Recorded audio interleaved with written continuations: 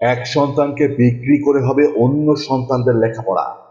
1000 কেজির লক্ষ্মীর দাম হাঁকা হয়েছে 10 লক্ষ টাকা।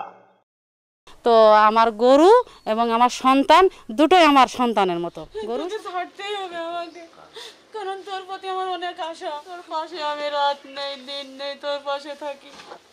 আমার কত যত্ন করছি না, আর একটু দেরি কর।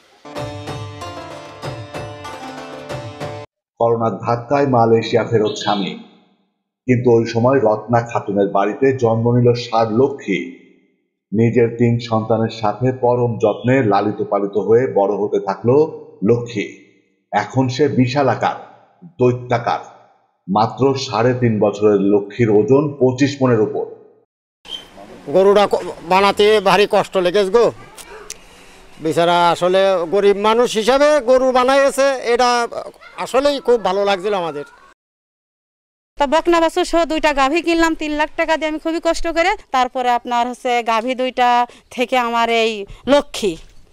সন্তানদের লেখাপড়া ও সংসার খরচ মেটাতে রীতিমতো হিমশিম খেতে হচ্ছে রত্নাকে। তাই তিনি মনস্থির করেছেন এবারের কুরবানি ঈদে লক্ষ্মীকে বিক্রি করবেন। এমন বিশাল দেহের ষাঁড়টি দেখতে বাড়িতে প্রতিদিনই মানুষের ভিড় লেগেই আছে। খুব ভালো লাগলো, খুব ভালো বড় গরু। তা এই শিকারপুর গ্রামে প্রথমে দেখছি এই গরুটা বড়।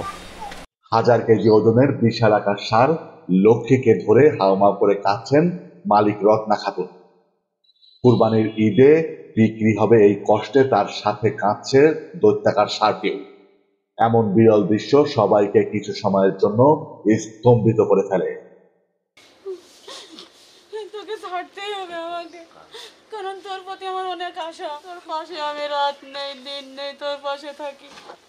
আমার কত যত্ন করছি না, আর একটু দেরি কর। তো সেই যত্ন ভালোবাসা আমরা কিন্তু প্রতিবেশী হিসেবে দেখেছি, এবং এই গরু বিক্রি করে কিন্তু তার সংসার বাঁচিয়ে রাখার স্বপ্ন দেখছে এই উদ্যোক্তা নারী। অত্যন্ত শান্ত স্বভাবের লক্ষ্মী যেন রত্নার সব কথা বুঝতে পারে। মানুষ ব্যতীত কোনো প্রাণী যে মানুষের সন্তান হয় এমন ব্যতিক্রমী দৃষ্টান্ত লক্ষ্মী রত্নার গল্প।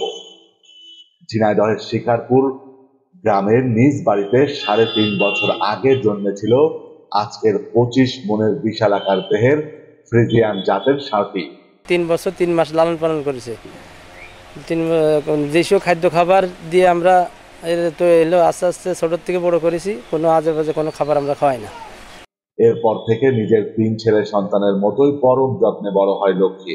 করোনাকালীন সময়ে স্বামী শহীদুলকে দেশে ফিরে আসতে হয় একরকম খালি হাতে। অসচ্ছল সংসারে ওই সময়ে জন্ম নেওয়া ষাঁড় বিক্রি করেই সংসারের সচ্ছলতা ফেরাতে চান রত্না।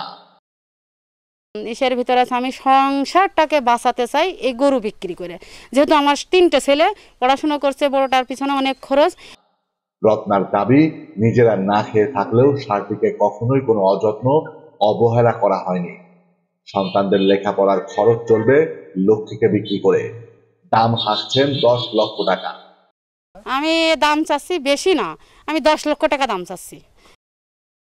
খুবই কমই রেখেছি, গরুটা খুব কষ্ট করে পোষা হয়েছে, খুব কষ্টের পরে গরুটা পুষেছে, জীবন তার নেই। আমি সন্তানের সাথেও ব্যাপারে সচেতন, গরুর ব্যাপারেও সচেতন। তো আমার গরু এবং আমার সন্তান দুটোই আমার সন্তানের মতো। গরু সন্তানের মতো, আমার সন্তানও সন্তানের মতো। তো আমার গরু যেহেতু আল্লাহ আমার দিয়েছে, আমার এই গরু গাভীর গরু যেহেতু আমার বাড়ির, সেহেতু আমার গরু আমি বেশি চড়া দামে বিক্রি করতে চাই না। আর এই গরুটা আমি দেশীয় পদ্ধতিতে খাবার খাওয়াইছি, যেমন ছোলা, মসুরি, গম, আপনার যে ওর ভিতরে কিছু ধান, খোল, এগুলো মাড়াই করে মিলি থেকে আমার হাজব্যান্ডের দিয়ে মাড়াই করে আমি নিজে মাড়াই করে আমি এই ছোট অবস্থায় যখন ছোট তখন তো ওকে এই খাবারগুলো দিই। দৈনিক 4 থেকে 5 বার চলে তার গোসল। খায় খড়, ভুসি, খোল, নেপিয়ার ঘাস, ছোলা, ভাত। দৈনিক প্রায় 1000 টাকার খাবার।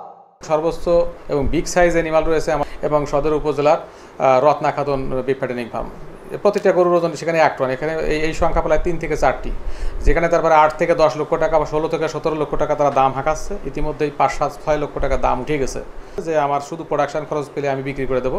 ফলে তারা কোনো নিষিদ্ধ ওষুধ ব্যবহার করেনি, একদম দেশীয় পণ্য, দেশীয় খাদ্য, উন্নত জাতের নেপিয়ার ঘাস, দুর্বা ঘাস এবং কিছু গমের ভুসি, খৈল কুড়া, এগুলোই তারা খাওয়াচ্ছে। লক্ষ্মী ও রত্নার জন্য ঝিনাইদহ চোখ পরিবারের পক্ষ থেকে শুভকামনা।